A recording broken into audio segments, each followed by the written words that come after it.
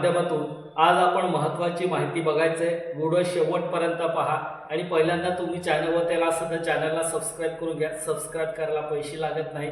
तुम्हाला या ठिकाणी सबस्क्राईबर बटन दिसतच आहे, या ठिकाणी प्रेस करा आणि बेल आयकॉन प्रेस करा, म्हणजे वेळोवेळी कोणतीही माहिती असेल, जाहिरात असेल किंवा कोणतीही अपडेट असेल तुम्हाला वेळोवेळी तुमच्या मोबाईलमध्ये नोटिफिकेशन दिसणार आहे. चला तर आपण व्हिडिओ. नमस्कार मित्रांनो, RT ओनली यूट्यूब चॅनलवर तुमचं स्वागत आहे. या चॅनलवर तुम्हाला अंगणवाडी भरती, government job update, GR explain, merit system, online form guideline आणि सर्व नवीन सरकारी अपडेट मराठीमध्ये मिळतील.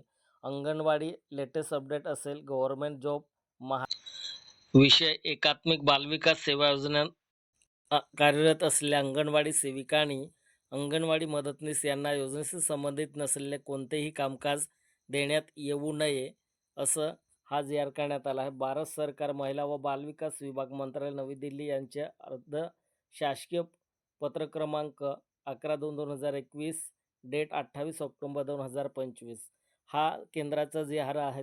या ठिकाणी स्पष्ट म्हटलं आहे. तर आपण विषय पाहिल्यानंतरच आपल्याला समजते. योजनेशी संबंधित नसलेले कोणतेही कामकाज देण्यात येऊ नये असं केंद्र शासनाने स्पष्ट या ठिकाणी GR करण्यात आला आहे.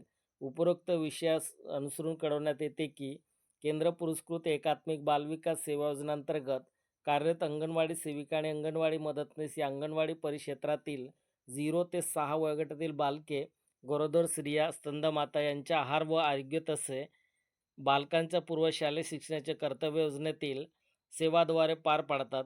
तथापि या अंगणवाडी सेविका आणि अंगणवाडी मदतनीस यांना योजनेशी कोणतेही सहसंबंध नसलेल्या सेवाचे कामकाज म्हणजे उदाहरणार्थ निवडणुकीचे कामकाज, सर्वेक्षण तसेच योजनाबाह्य कामकाज करण्यासाठी आदेशित केले जाते. या योजनेचं बाह्य कामकाजाचा त्यांच्या नियमित कामकाजावर विपरीत परिणाम होतो. तसे अशा योजनाबाह्य कामकाजामुळे सदरचे मानधनी कर्मचाऱ्यांच्यावर अतिरिक्त कामकाजाचा बोजा वाढत आहे. याकरिता येथून पुढे एकात्मिक बालविकास सेवा योजनेअंतर्गत कार्यरत अंगणवाडी सेविका आणि अंगणवाडी मदतनीस यांना एकात्मिक बालविकास सेवा योजनेशी संबंधित नसलेल्या इतर कोणत्याही कामकाजासाठी आदेशित करू नये, अशा स्पष्ट सूचना केंद्र शासनाने मान्य सचिव महिला व बालविकास विभाग, महाराष्ट्र शासन राज्य यांना अर्धशासकीय पत्राद्वारे कळवलेल्या आहे. सोबत संदर्भ पत्राची प्रत जोडलेली आहेत. तर बघा ताईंनो, भरपूर वेळेस ताईंना असं वेगवेगळ्या योजनाबाह्य काम देण्यात येतं. अंगणवाडी रिलेटेड नसतात किंवा मग एकात्मिक बालविकास रिलेटेड नसतात. असे वेगवेगळे काम देत असतात अंगणवाडी सेविका आणि मदतनीस ताईंना. तर आपण जर आपल्याला काम देत असेल किंवा आपल्याला एकात्मिक बालविकास विभागाकडून जर ऑर्डर मिळत असेल तर त्या ठिकाणी स्पष्ट नकार द्या. कारण हा GR जो केंद्राचा GR आहे, या GRमध्ये स्पष्ट म्हटलं आहे की योजनाबाह्य कुठलाही काम देण्यात येऊ नये, असं या ठिकाणी या GRमध्ये म्हटलं आहे. आता भरपूर ताईंनी विचारत होते की आम्हाला हे देतात, लाडकी बहीणचं काम देतात आम्हाला किंवा इतर कामं आम्हाला योजनाबाह्य काम देतात, असं भरपूर म्हणजे कमेंट करून सांगतात. नंतर त्यांना माहीत नसतं हा नियम काय आहेत आणि नियम नसतो म्हणून ते त्या ठिकाणी जे काम दिलं असतं ते त्या ठिकाणी काम सुरुवात करून देतात आणि बाकी ताईंना माहीत असतं, बाकी ताईंना माहीत नसतं. ताईंना माहीत नसेल तर हा व्हिडिओ नक्की शेअर करा, म्हणजे त्यांनाही समजेल.